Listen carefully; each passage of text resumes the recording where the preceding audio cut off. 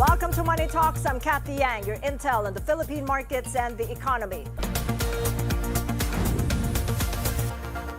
Opposition lawmakers fear that the 243 billion peso unprogrammed funds in the 2026 budget will be used for corruption. In the 11 items remaining under unprogrammed appropriations, 97 billion pesos have been allocated for support to foreign-assisted projects, while 35 billion pesos for the so-called Government of the Philippines counterpart of foreign-assisted projects.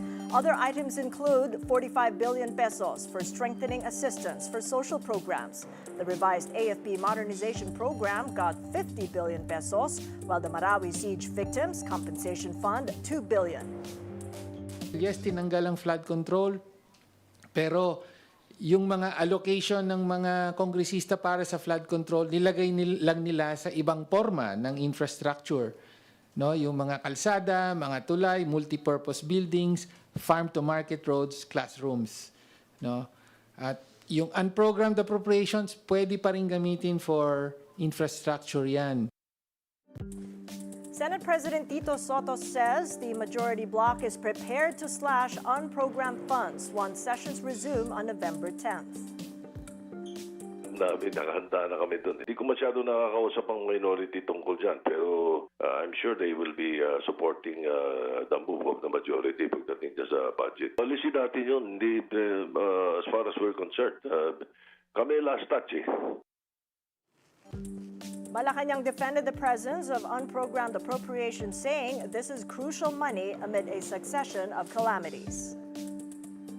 Po tayo ng sinasabi nating magkakaroon ng pag-deplete ng funds ng NDRRM dahil sa maraming nagiging kalamidad sa ngayon. Kapag po na-deplete yan at naubos na po ang contingent funds, dyan po naman kukuha sa unprogrammed appropriations mula sa sagip. Kahit po ito ay nasa unprogrammed appropriations, iingatan po ang budget na to at hindi naman po agad ito mailalabas para katakutan nila at sasabihin magiging pork barrel lamang.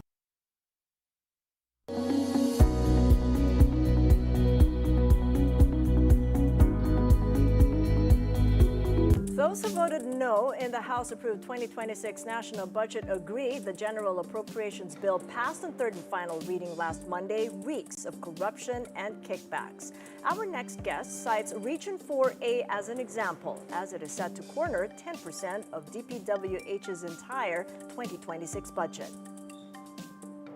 That many of us here want to end kickbacks in DPWH, but assume this is impossible. I am making this manifestation in hopes that we can chip away at the perception of impossibility. Maaari nating wakasan ang kickbacks sa ilang distrito ng DPWH at balang araw sa buong DPWH. With us now for more is Batangas 1st District Congressman Leandro Legarda Leviste. It's good seeing you again, Kong Leand. Good to see you again, Cathy. To the program. So what was it like, the first deliberations you've had as a policymaker deliberating on the General Appropriations Bill? First, there have been lots of improvements in this year's budget compared to the last one, but I still think we haven't gone far enough because the remaining DPWH budget of 624 billion pesos still has the same prices that there were before these investigations happened. We found in the investigations that less than 50% of the contract prices of projects actually go into the projects. And so I was arguing that we should lower the prices of the projects, but there seemed to be resistance on lowering the prices of DPWH projects. You mentioned a lot of improvements, but still a ways to go. In terms of what? Because when we talk about public governance, they're still complaining we weren't really given resource person status. Yes, It was mere observer status for civil society. There were 255 billion pesos of flood control projects that were reallocated to, as you said a while ago, education, health, agriculture. But even some of those things they were reallocated to, like farm-to-market roads, are also prone to corruption. And I think that a good step forward would be just to lower government spending, because no matter what you reallocate the flood control funds to, the public will think that there is still corruption. If we lower spending, then we can lower taxes, then people can decide what to spend their money on. Why do you think you were not heard? I mean, last week you were already fighting for the lowering by 25% of the DPWH budget. And then you said the very same thing in that message that you delivered after your no vote. Because the government will want to spend as much as the fiscal space will allow. And that's why I think the only real way that we can stop corruption in some respects in this country is to lower taxes so there is less to spend and then less to steal.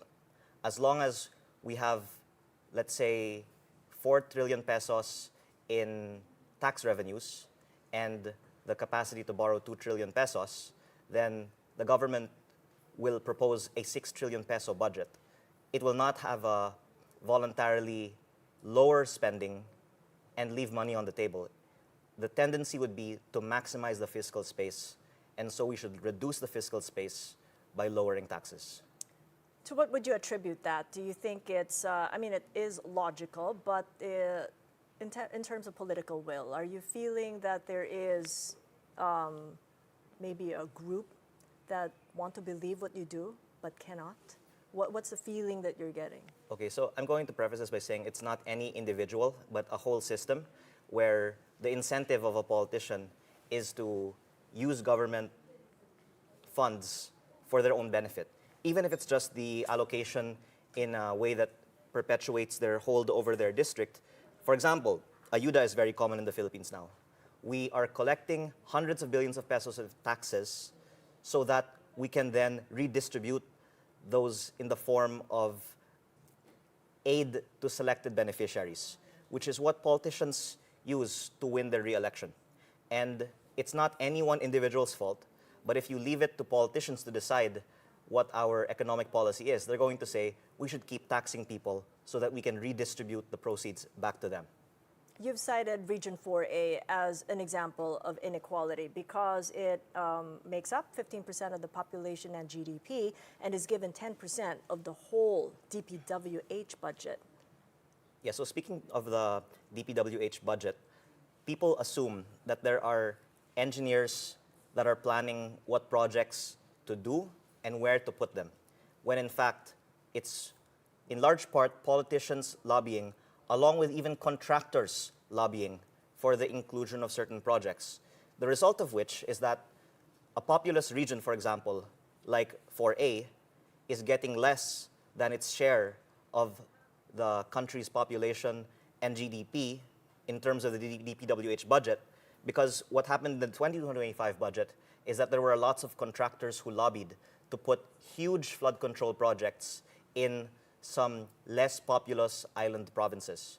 We need projects everywhere, but even these provinces that got these very big projects didn't really benefit from the billions that were invested in these projects, because there's also a temptation for the DPWH to plan projects not based on the need, but based on what is the most prone to corruption.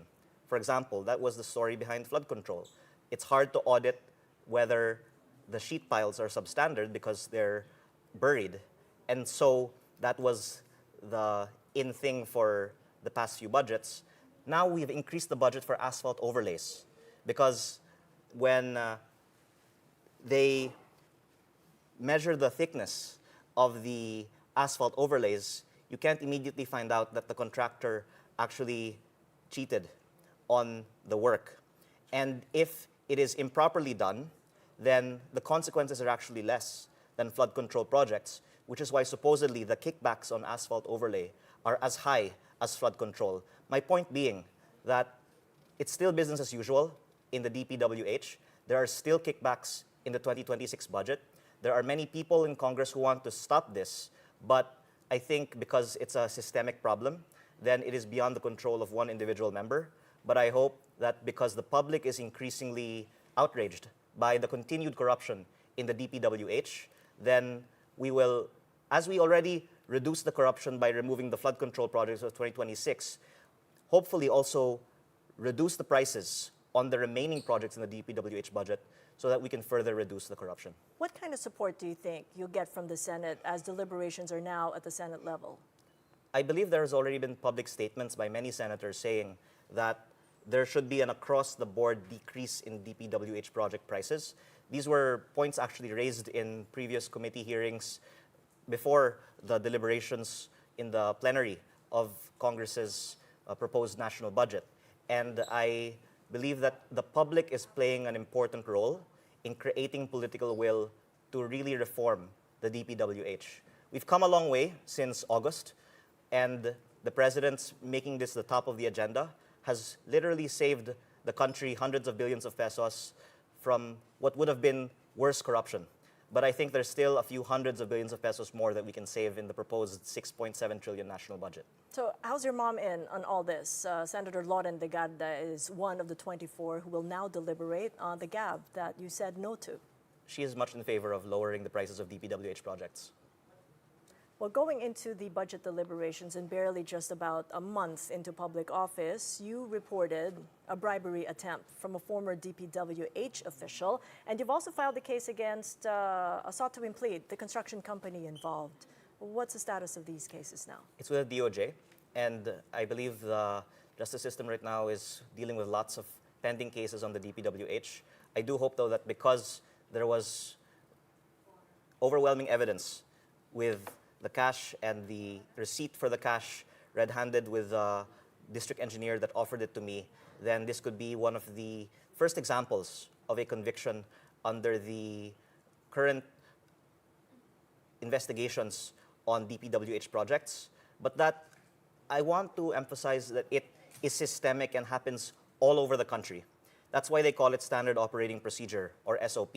And that's why I'm saying that it's going to be unlikely that the government will be able to run after a large percent of the money that has been stolen in the past budgets, and why I hope that the public could be more galvanized to preventing corruption in the 2026 and onwards budgets. Well, what about the VAT that you proposed, the VAT rate reduction from 12% to 10%? Because that didn't really galvanize the public. It actually harnessed mixed reactions. I've had two guests on the show to tell me if there are different opinions. Let's listen in to what they had to say. Abolishing VAT is also not is also reckless, but reducing the rate from 12 to 10, honestly, Cathy, I think the DOF should study it. Lower VAT will not crash the economy if it's done wisely. No, I think those are exactly the wrong things to do, because those provide the resources that our country can use and put to good use. It's really in the corruption that we need to address the corruption.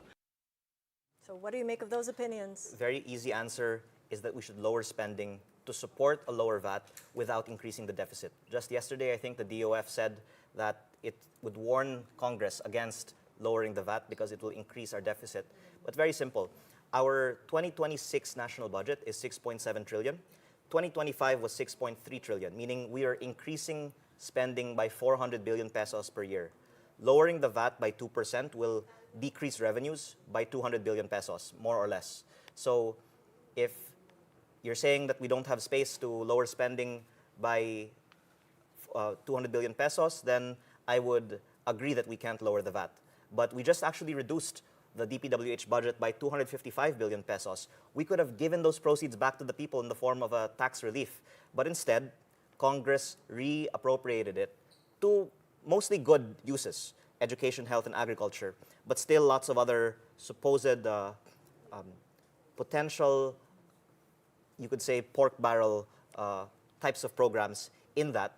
And I think that, again, ayuda, financial assistance, does good, but it would be even more efficient if instead of funding hundreds of billions of pesos a year in Dole Tupad and DSWD AIX, we instead give 200 billion pesos per year back to the people in a tax break. A final point, less than a minute. I know that you have agreed to divest some of the shares of SBNEC. What's the status of the transfer of shares, and what do you intend to do with the proceeds? I've already sold the majority of my shares in SBNEC to Meralco, and I have some left that I am also planning to divest so that I can focus on my job now in Congress and use the proceeds for some educational initiatives. In my province of Batangas, a lot of our public schools are underfunded, and I think that it's not the fault of any school child in Batangas that they don't have the same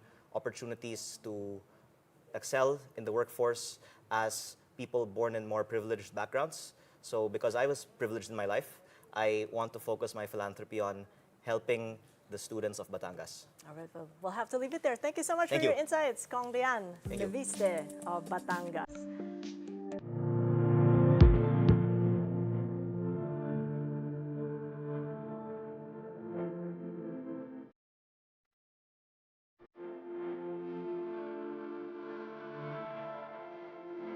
Here are the headlines from around the globe. In Gaza, Hamas handed over more bodies of dead hostages in a sign of progress in the fragile first phase deal between the militant group and Israel. Tel Aviv threatened to cut in half the number of humanitarian and trucks allowed into Gaza after accusing Hamas of handing over remains slower than agreed.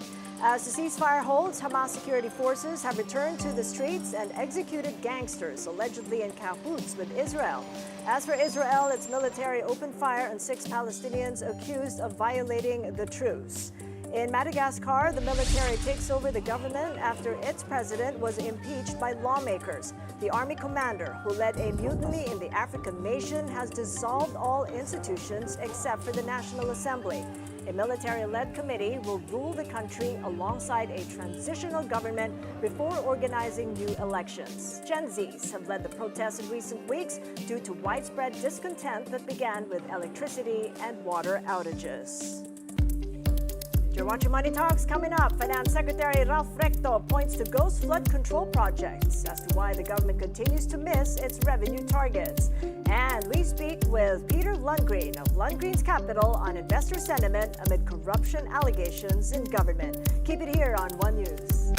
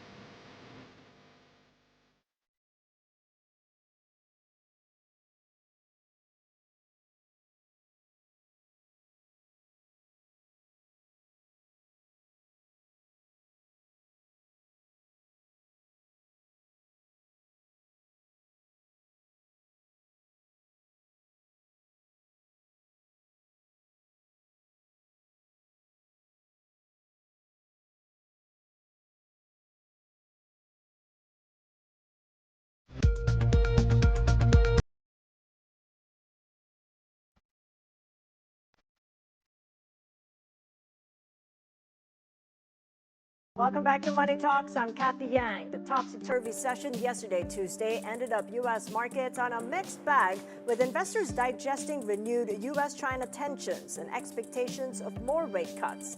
The Dow rose by 0.4%, while the Nasdaq slid by 0.75%, and the S&P 500 by 0.8%. U.S. 10-year Treasury yields ticked down to 4.026%. Gold prices hit another record high at $4,138.70 per troy ounce. Analysts at Bank of America and Societe Generale now see gold reaching $5,000 per troy ounce by the end of 2026. Stock futures, little change following Tuesday's volatile session, with the Dow, the S&P, and the Nasdaq all up by about 0.1%. Asian markets are up in the open on Wednesday after Fed Chair Jerome Powell signaled more rate cuts. South Korea's Kospi rises by 1.25%. Australia's ASX 200 and Japan's Nikkei 225 climbs by 0.8% each. And a quick check on the Philippine market. See how the PSCI is open this Wednesday. Looks like it's higher by 0.4%, 6,103. The local bourse rose for a second straight session yesterday, Tuesday, by nearly 0.4% as investors continue with their bargain hunting. The broader all-shares index climbed by 0.33%, with all the sectoral gauges in the green except for services. As for the Philippine peso, it opens today a tad stronger, 58.10 to the dollar. The peso slightly strengthened yesterday to 58.215 against the greenback as markets looked for new trading drivers. The 10-year government bond yields ticked up to 5.927% from yesterday's close of 5.92%. Finance Secretary Ralph Recto says the Philippine economy could have grown 6 to 6.2% if not for corruption. He made the remark during the Senate budget deliberations after Senator Sherwin Gatchalian asked why the government continues to miss its revenue targets for the third straight year. Recto attributed the gap on corruption and substandard flood control projects, saying ghost infrastructure diverted funds that could have supported economic growth. In spite of having this level of expenditures, dahil napunta ang parte ng capital outlay doon nga sa ghost projects or substandard project, ay apektado yung growth natin. Ibig sabihin, kung hindi napunta sa corruption yung parte ng budget dyan, ay siguro yung ekonomiya natin would have been growing by 6 to 6.2% at mas malaki ang koleksyon ng BIR at BOC. Recto also revealed the Philippines missed a chance for a credit rating upgrade from S&P Global Ratings because of the flood control scandal. He said the country was on track for an upgrade if not for the controversy. In November 2024, S&P reaffirmed the country's long-term BBB+ rating, just a notch below the government's target of A. Here's what the finance chief had to say when asked if that target could still be achieved within the next 2 years. I hope so. You know, kung wala itong flood control, we met with S&P, they were ready to give us a credit rating upgrade. This year, sir? This year. Nakakapag-inaya. So we want them to maintain it. There's a big chance may maintain. There was a bigger chance may credit rating upgrade. The Bureau of Internal Revenue reports that its tax collections have declined. BIR Commissioner Romeo Lumagi said that while it's unclear whether flood control issues are a direct factor, the slower collections are definitely linked to the Public Works Department. Still, data from the Treasury shows BIR revenues grew by 11.4% to over 2 trillion pesos from January to August. The agency has slightly revised its annual revenue target to 3.22 trillion pesos, down from 3.23 trillion.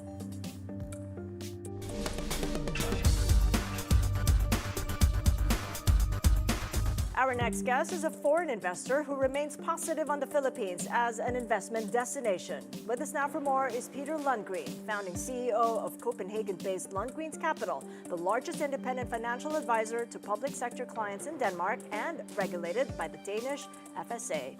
Good seeing you again, Peter. Welcome to the program and welcome back to the Philippines. Thank you. It's a pleasure being here. All right. It could have been better times, but you've been invested for a long time in the Philippines, quite somewhat a long time. What do you make of all that's happening in terms of the governance challenges we face?